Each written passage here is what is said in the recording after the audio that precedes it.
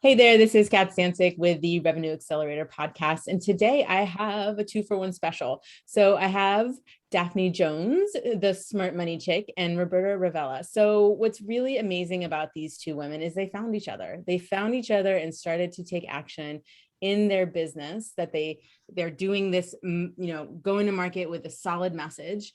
And I'm going to let them tell you a little bit more about who they are, what they do. And then we're going to jump into some pretty interesting topics in terms of how to help you all make more money in your business faster with some of the strategies that Daphne and Roberta use in theirs. Good morning. Thanks for having us, Kat. We are podcasters ourselves. We have the Grown Women Growing Wealth podcast. Basically, Daphne and I met at a networking group in Houston. And we were both kind of doing different things at the same, then than we are now. And both of us were looking, career after corporate, and what do we want to do? What is that iteration going to look like? And so that's what our podcast is for women who are about our age. Grown women. Young and sexy. Grown women. And for whatever reason you left corporate, they asked you to leave. You were sick of it. You raised your kids, whatever. Your soul was dying. Yeah. Yeah. Yeah. And you're now in your self-employed iteration. And, we have guests on, and we ourselves are there to help those women through that journey. Yes. Grown women, as I said, you reached, as Roberta was saying, you reached, at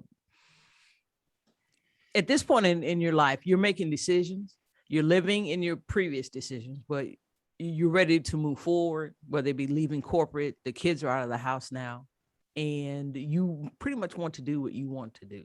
So in many cases, we're talking to entrepreneurs. So we can give actual straight technical information because we bring on CPAs, bookkeepers, attorneys. I think we even had one lady, she was a transition specialist, which is that she helps people sell their businesses. So there's information that way. And then we also talk mindset, entrepreneurial mindset, and then money mindset, because your money mindset affects how you run your business. So true. I think I've seen a lot of people either they hit that revenue plateau or they go back, right? Because of these money mindsets. I know the financial thermostat, right? Which is, what is that thermostat? 10% above it, people start sabotaging to get back to that number. 10% below, people start hustling to get back to it. And it's about that strategy of raising the financial thermostat, so you're not always doing these ebbs and flows between those revenue targets.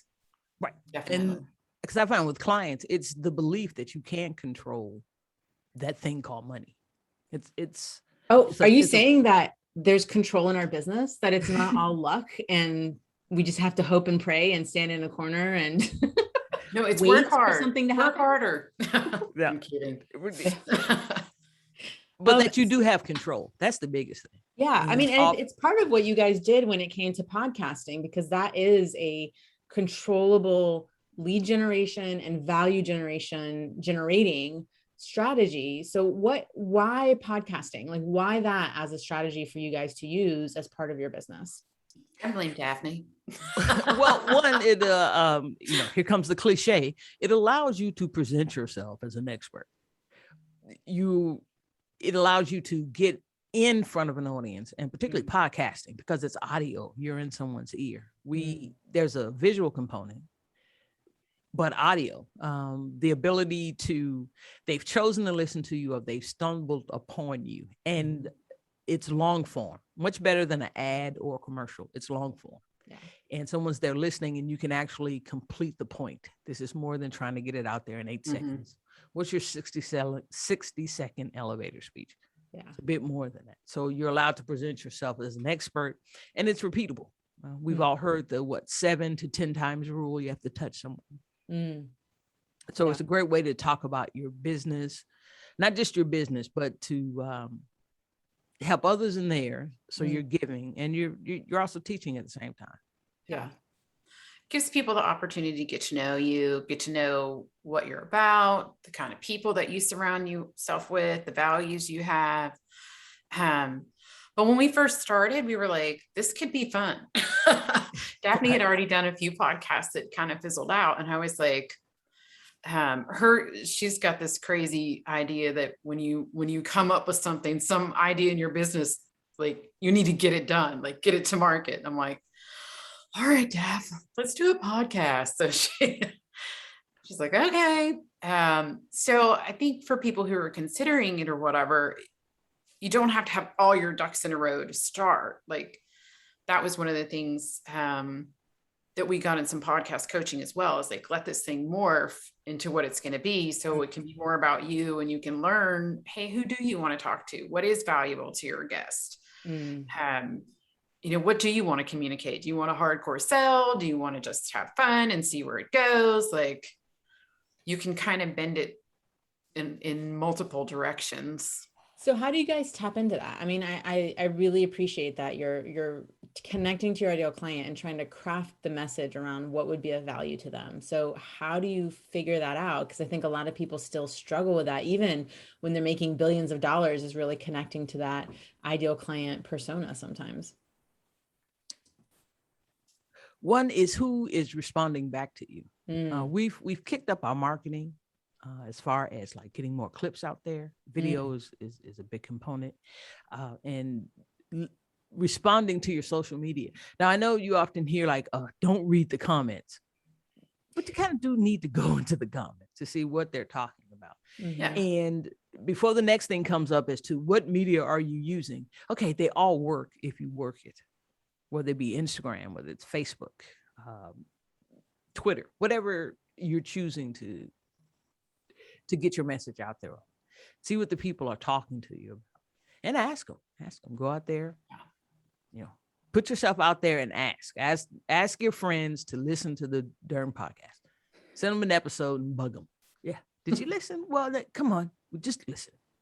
It's just right there asking. I mean, I think it's a lot of places where when it comes to, whether content creation, podcasting, selling, anything having to do with money, right. This asking component. And I think a lot of women kind of get triggered by that, of asking for something that they want. I mean, I know you're a mindset expert. Like what's that about?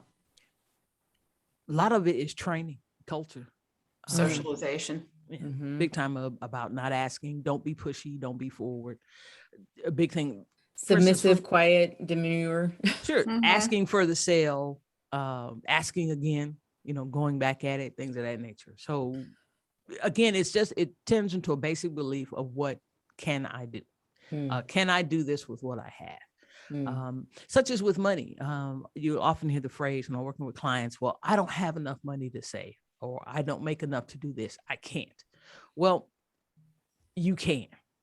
You can. And it all starts with the belief that you can, and that we can start making progress. It's the compound effect. Small things do matter. Certain moves forward does matter. We can start off with this, set a goal, start here and work toward it, and just and check what you're doing. But first the decision, once the decision, then we start making steps toward it. Capturing those evidences. Yeah. So, and take a look where you are, because doing the podcast, I'd had a podcast before where I was by myself. And again, the cliche, accountability partners. I have to meet Roberta every Monday at 10 a.m. Central. And I got to have stuff together, whatever we've agreed to do as our parts of the podcast. And I have to have the stuff there. There's no, Tuesday, sleepy, no. Nah, you got to be there. Got to go. And we record on Wednesdays. So. Yeah. It's also, I mean, for me, I think we need to learn our natures and stop fighting them. Okay. It is my nature to do things with other people. I am not a loner. Like, I'm an independent woman. I can do this all by myself. Yeah, I can, but it's not fun. And I want to have fun. So, Daph, let's do this together. Like, I guess we're taught to fight our nature. We do fight our nature because a lot of things about women are put down. In the asking thing, don't ask, be nice. That's saying, hey, you know what? Shut up. Nobody wants to hear what you have to say, but it's not true. So when you plow into our own nature and what are our gifts and what are our strengths and how can we help each other with that, that was a big part of it for me, because Daphne had been talking about her podcast for a while. And I'm like, that sounds like a really good idea, but I don't want to do this by myself. So it's like, Daphne, you had to ask. You want to podcast with me? Yeah. I mean, there's a lot having to do with that. I mean, with podcasting, asking guests, right? Figuring out what the right content is, going and having those conversations. And I know one of the things that you guys are really, well known for, and that you absolutely have mastered is, content creation. So how does the ask happen with content creation, and how do you guys produce so much content and get it out there? For me, and Daphne's so much better at video. I'm just starting video. It takes me all day to do one video, but I like to write. I always have. So, there's always a method to get it out. I think having your morning times to where you've got some quiet time, you've got some time to think, and just mull what's happening in your life, what's going on in the world. That really always pushes things forward for me as far as creating content. But the other easy things to go for are questions that you're always answering for your clients. Things you see out in the market, they're just dumb. Like, why are they doing that? Can I get a rant? Yeah. Can I get a good rant? Like, if one more freaking person DMs me, do you make enough money? Would you like more business? Like, I am literally in the process right now of writing a rant about that exact topic of being, I'm like getting fired up on the back end. Yeah. Like, what's going on in your business? I'm like, none of your business. That's what's going on in my business. I don't freaking know you. What's going on in my business? Where's the pitch? Because I feel it coming. Like, yeah. What's the angle you're going to approach on? Because I've seen this sequence before. Exactly. So that's where I generally start with my content creation. And I've been doing it solidly for about 2 years. And Daphne said to me once, she's like, do you ever go back and look at your original ones? And I'm like, yeah, and they're awful. But everybody starts somewhere. Yeah. Yeah. With the video, again, everybody starts somewhere. Turn on the camera. Your phone is actually the best one. You don't have to spend. I'm going to come back there. Turn the phone on and start talking. Yeah. Don't worry about picture quality, editing, any of that. Just start talking. Because I'm video centric, because I hate sitting down and writing. That blank page stays blank. And I started leaning into my strengths instead of weaknesses. And I discovered a great tool called Descript that does a transcription of video and puts it into a Word doc. And the great thing is then you can edit from the Word doc as to how the video goes and so forth. So I guess the thing is I start finding tools to help with content creation. Something I want to do, and then it leads to doing some Googling it, and you start stumbling upon tools that are out there to help you with it. And deciding that you're going to post and what are you going to do? There is some writing involved. When you pick the medium that you're going to, I'm using social media when I say medium.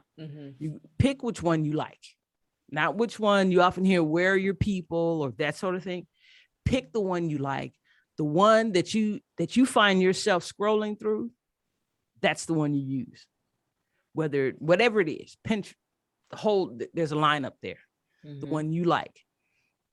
Then develop and actually write down a plan as to I'm going to post X amount of times a week, a day, or what have you, and stick to that, because you're going to do what you like first.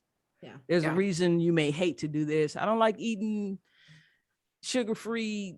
I don't like non-alcoholic beer. Well, stop drinking it. You don't like non-alcoholic beer. I don't even know why that's a thing. Like, right. You like beer. Okay, so calories, da, da, da, da, da, da. Okay, then we might have to work another way with the beer. Maybe you got to cut yourself back to X amount of beers in a time period and so forth. But you don't like non-alcoholic beer, so stop doing it. So that's the thing with content creation. The stuff you don't like doing, you need to stop. If you can find another method. Right. If it's Like not what you're saying, Daphne, you don't like to write, but you'll record it and turn it into a transcript, and you wrote. right. Right. So that helps with content creation. Find a way that is something that you want to do. Because you figure out what you like doing. Do you like sitting down talking in front of the microphone? Do you like sitting with a notebook like Roberta does? And then do that. Stop trying to fix, what is that? Improve your weaknesses. Remember how they taught us that in school? Yep. Okay. You might want to get them to a point, but that constantly working and sweating, trying to come on. No, I mean, that doesn't work. That's an interesting question. Because I know when I figured out when I had to do that's flip. So where I had to stop trying to improve my weaknesses. And when I really leaned into my strengths was when I started being more successful in my corporate career, which obviously led me down the path to eventually becoming an entrepreneur and doing the same in terms of declaring your niche and what it is that you do in terms of a career and a business. When did you guys have that shift? What was that moment where you remembered that you had to stop improving your weaknesses and really double down on your strengths? For me, it was actually, I did a major shift about 90 days ago. Because I came out of life insurance.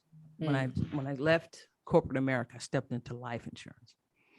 And because the underlying thing is that I want to help grown women design their own form of financial independence.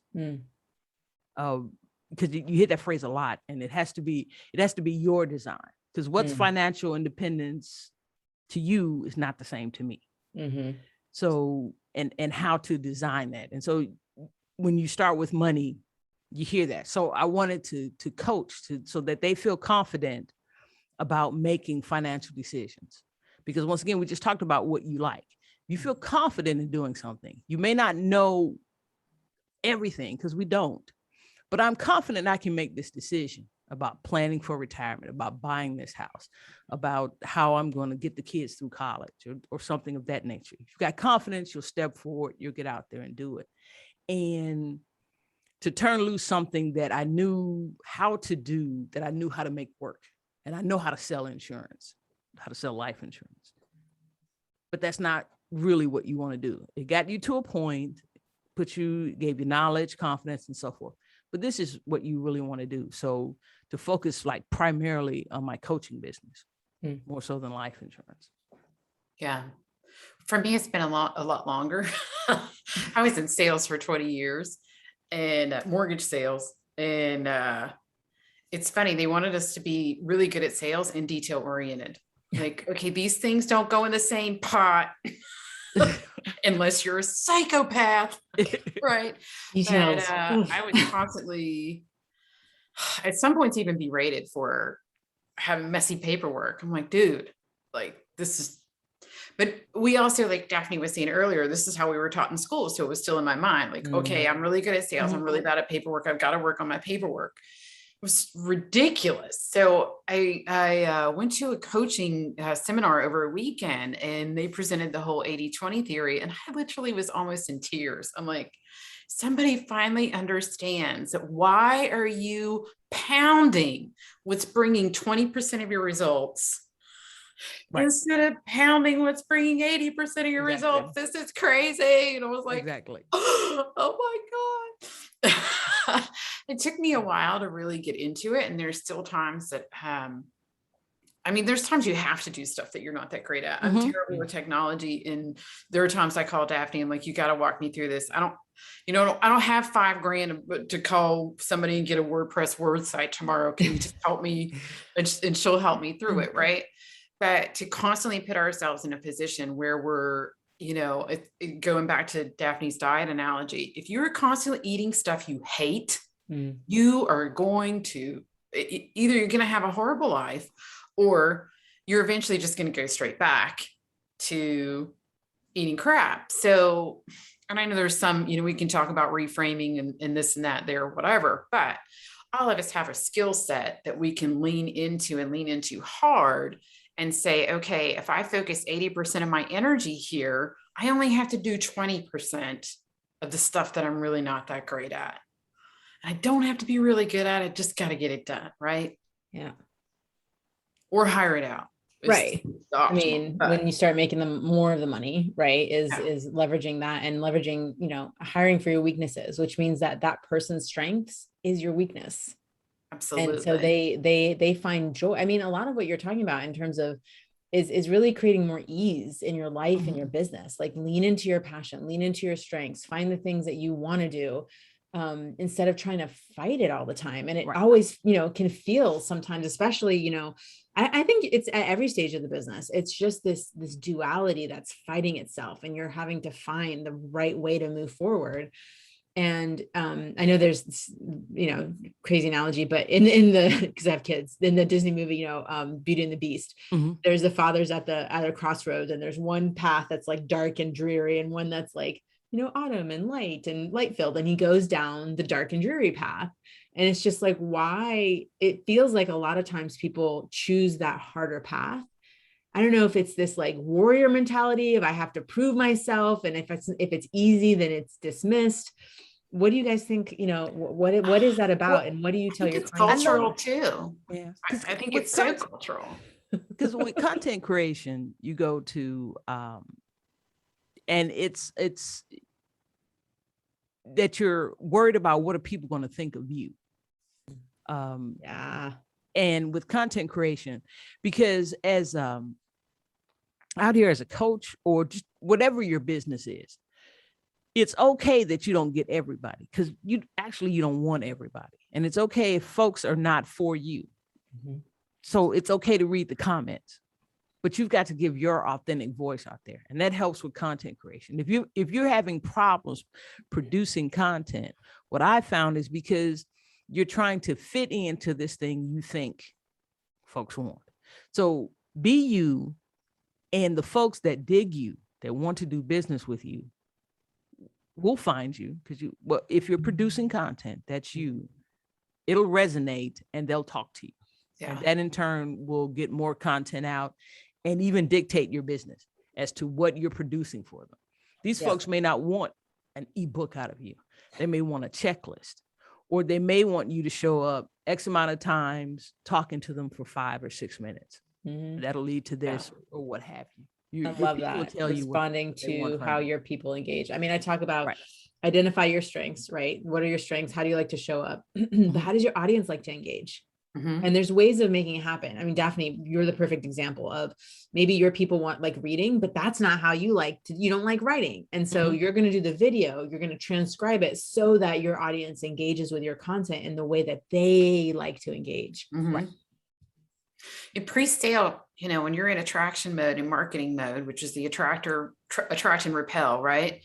You've got to speak their language. I think that's one of the biggest mistakes I see my client base make.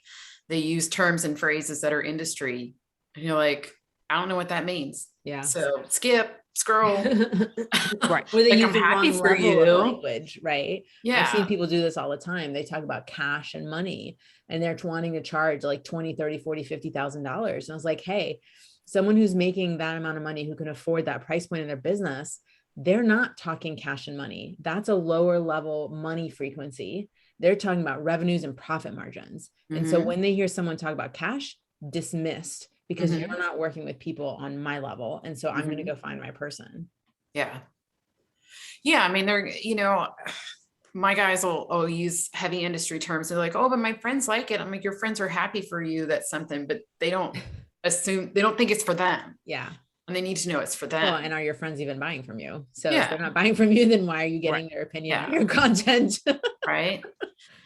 Which I guess, I guess it is fine to mix it up. We got to talk about ourselves sometimes, but absolutely. When you're in marketing mode, it's always about the client. It's always in their language. Sure. Yeah. And what are your people who talk to you? What are they talking about? Wow. So when I say grown women, and then you start to figure out, because they're talking to you, what they're asking you about. You start really listening to the question. Okay, why do you feel you can't save for retirement?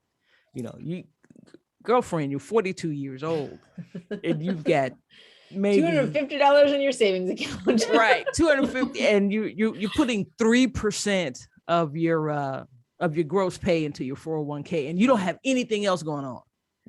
So before folks start bashing me with the 401k, you don't have anything else going on. There's nothing anywhere else.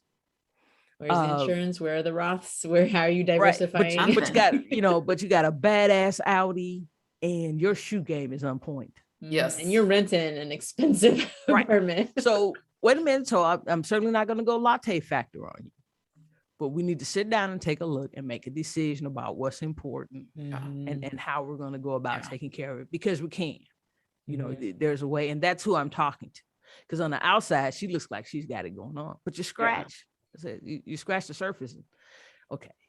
And the 401k is an example. There's a lot of financially about that. It's stupid. Why are you doing that? It's limited and so forth. One of the reasons about what makes employer retirement so cool is that it's easy to do. You can set it, and that's a place to get started. It's an easy win to start putting away X amount of dollars, which is going to have to be more because you're not 25, you're 45. You're not a nice person, Daphne. So, and that sort of thing. So that's just an example. And a decision, move on it. It's easier. That's why you get started there, because it's an easy place to get started. And once you get started, because I'm sure you've seen that on your journey. Once you start looking at something, it leads you to information about something else that's even more, that's in line with it. It's building those tiny habits, right? Like, let's do one thing at a time here. Yeah, I mean, a lot of times, I always talk about you want to focus on the long-term game because the short game will take care of itself. So what is the plan? What are you working for? That doesn't mean that you're not taking these incremental steps. And one of the things that you shared, Daphne, was, you keep talking about talking to people, right? And getting that information. And I think a lot of people, when it comes to content, they just kind of create it in a vacuum, or they think that this is what their people want to hear, or whatever it is. Or maybe they're thinking about a conversation they had 20 years ago, 10 years ago, or even maybe 6 months ago. But from what I know in terms of your engagement and what you've been sharing today, it's that you are all about this constant touch point, constantly talking to people and seeing what it is that that conversation really is. Because if your content isn't aligning to that, then how can you attract your people? Exactly. And it isn't all just via computer, social media. It's actually getting out, because now we can get out again.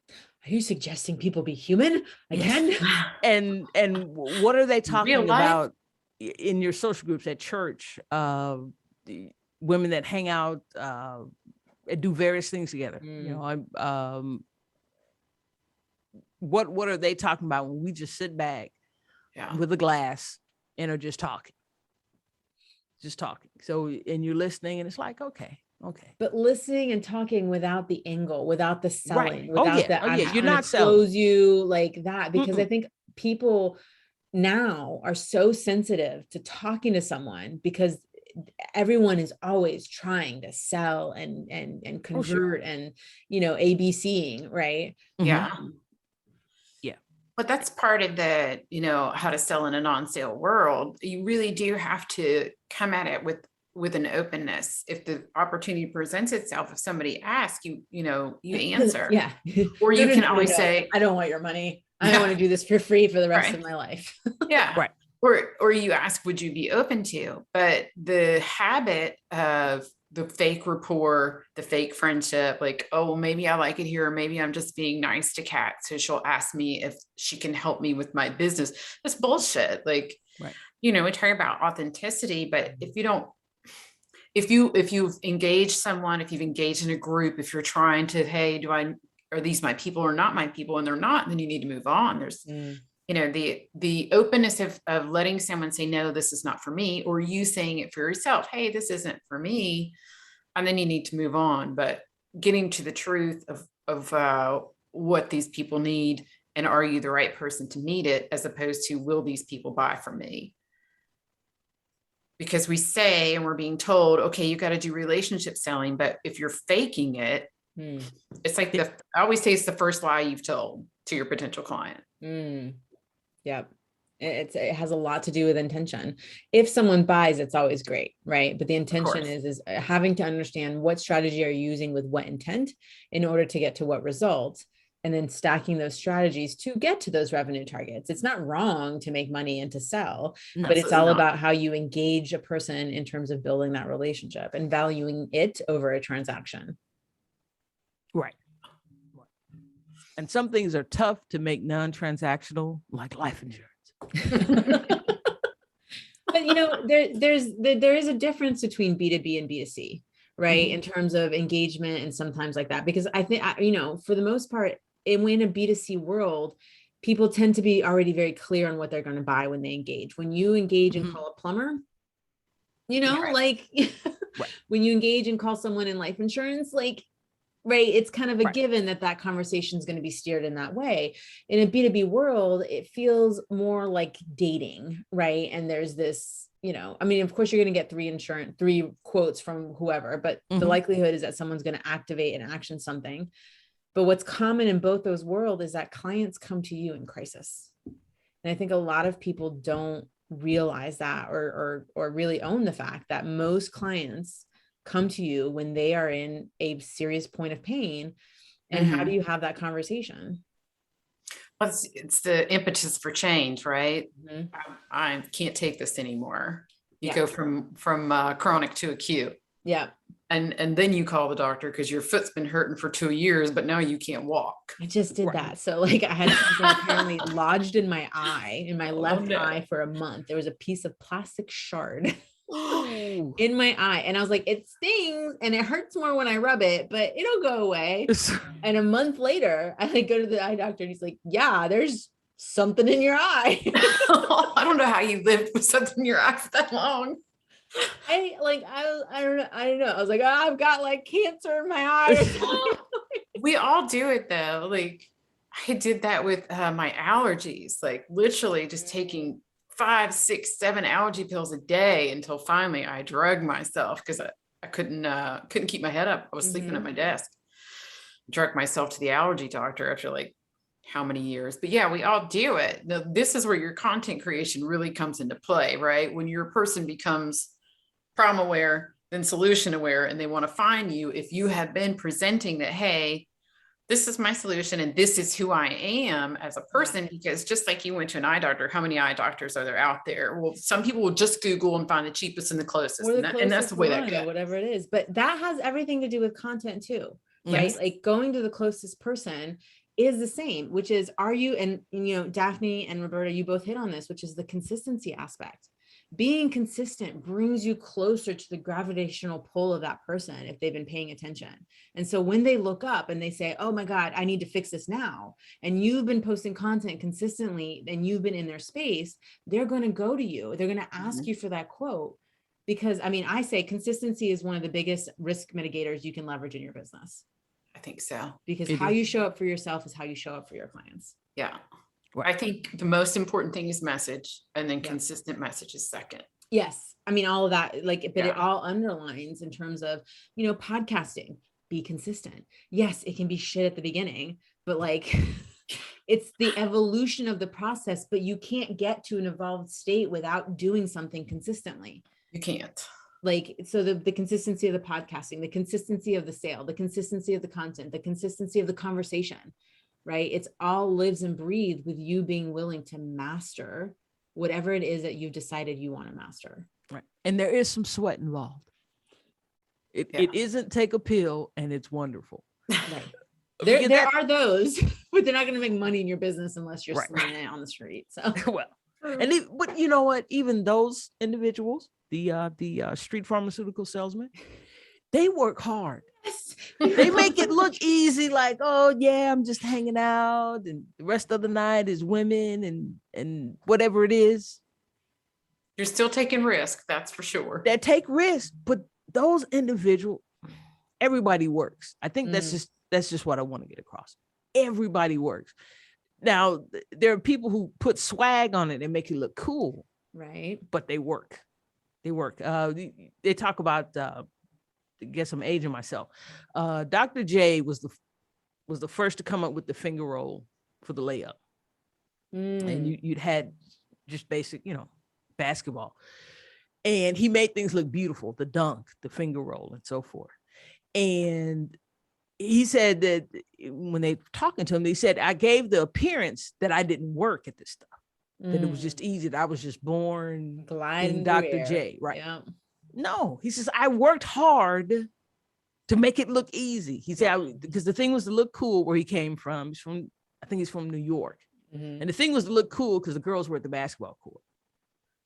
So that became the thing, to look not only just to get the ball in the basket, but to look cool while you put the ball in the basket, to make it look easy. And sometimes, particularly those of us that in this new arena of what the internet has brought us, that you just make a couple of videos and you do a couple of podcasts and it's like, I just made $24 million in 24 hours with this one strategy, this one video, this one email.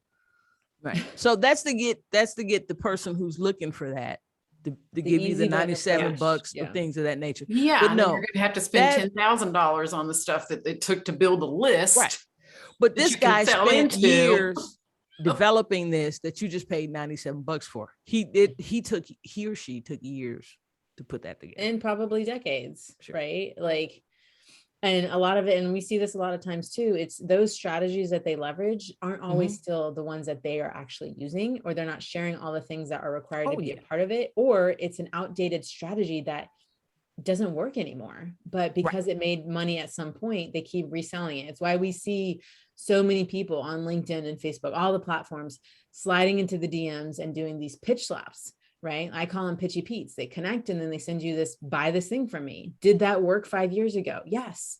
It doesn't work anymore, but it keeps being sold because someone learned it and a copy of a copy of a copy of a program gets made. But that's where, like, standing in your strength, standing in your voice, using content, using podcasting, like you guys are saying, really helps create that unique brand, that unique experience that stands on its own 2 feet.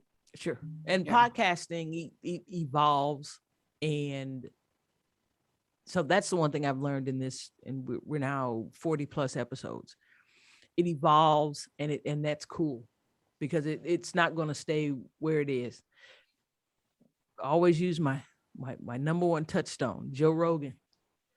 You can still get Spotify for free. Go look at episode 1. Also, don't go look at my episode 1. Go look at episode 1. There's some times where you just want to be like, we're just going to go and we're going to start at episode 25 because that's about when I started figuring shit out. Right. And I always say, go look at episode 1 because my man signed a contract for $200 million after 11 years. But go look at episode 1, guys, with the Christmas tree lights. And they're literally in his bachelor pad in the bedroom with a laptop sitting in the center and a bad microphone and Christmas tree lights for atmosphere, smoking weed, and poof. I think we should have Christmas tree lights. I'm just saying. And the evolution of his studio from actually getting one, and even that has evolved. But the money was there to invest in it. It wasn't the thing that made him. It was doing the work and doing it consistently, so that it then created the predictability of revenues and things like that in their business. Because he started off with a basic Logitech camera and a laptop and a bad microphone. It's a bad microphone. Even for then, it was a bad microphone. I got to start somewhere. Well, and that's what it is. This proof of concept can only be created when you start actually leveraging it and using it and doing it. Right. And again, I know that, like, my sports analogy there is always Michael Jordan, which is, he perfected the free throw, and then he did it at least 30 times or so a day. He already had mastered it, but he continued to engage his skills so that he continued to be able to claim mastery of the skill. It's not one and done. It's not achieved and done. It's a continual process. And he took the change in his game. Because if you look at early Michael, he was a high flyer. I mean, and there's ego and all this other stuff. And he was jumping out of the gym and all this stuff that make a difference later down the line. I mean, and you can look at that in terms of the evolution of a business where you go from being by yourself, right? And got to do everything by your own. You're all cocky. I'm living the high life, blah, blah, blah, Facebook facade kind of stuff. Going into more of a, all right, I'm building out my team. I need to create engagement. I need to, and all that. And then getting to more of an empire where he can then step out of even playing basketball and just say, you know what, this year I'm doing baseball. I'm doing baseball. Now I own a team. Right. Yeah. And now all of the team, commissioners and all that stuff come to me for advice. Right. So you guys, gals, I would say guys, have been amazing. And I know you have so much more to share with people. How can our listeners today get in touch with you? Well, as our podcast, we've got a website, grownwomengrowingwell.com. I'll be sure to get to the link for the show notes. Yep. Hey, go there, subscribe so you can get the latest updates when we drop an episode. And we are building community. We're building community. So we've also got a Facebook page. What is it? Wealth Podcast on Facebook. So, go there, check us out, see what we're doing. And for me as an individual, the best way to keep up with me is on Instagram. Via The Smart Money Chick. I'm there. I've got a link in my bio that goes to my link tree. So, you can jump to various pages like website, all that stuff. But the best way to, as I said, keep up with me is via Instagram. Awesome. And you, Roberta? Yes, for me, you can email me at robertaravella.com. I'm sure I'll be in the show notes. Yep. And you can find me. I'm usually on Facebook or LinkedIn. I've just started a show on LinkedIn that gets posted over to Facebook that's called What to Do with Your Review. So if you are a business owner in a Me Too business, which is if somebody next to you says Me Too when you say I am a blank, that's you. Particularly, I'm directed towards realtors and mortgage professionals, but we're using the 5-star reviews to learn how to communicate and market with the language of the client directly back at them. So that's on my Facebook, which is Roberta Ravella, every Thursday. Awesome. Yeah. I always say that if you want to look at what marketing strategies have worked over time, definitely go check out what real estate agents are doing. Their follow-up game is fierce. And any parting words for you guys, and of course all those show notes are going to reflect those links that you gals just shared. No, thank you so much for having us. It's always fun. It's always good to see you. Oh, get started. Whatever you got in your head, get started. If it's a podcast, sit down and get started. If it's about changing your money game, just get started. Pick something. Yeah. Go buy $5 of Bitcoin. Right. I mean, and that goes true for whether you're starting out or you're keeping going. I mean, every day is an opportunity to get started. Sure. All diets work if you work the diet. Yeah. Amazing. Thank you, ladies, for joining me today. I really appreciate you taking the time. Hey, thanks for having us.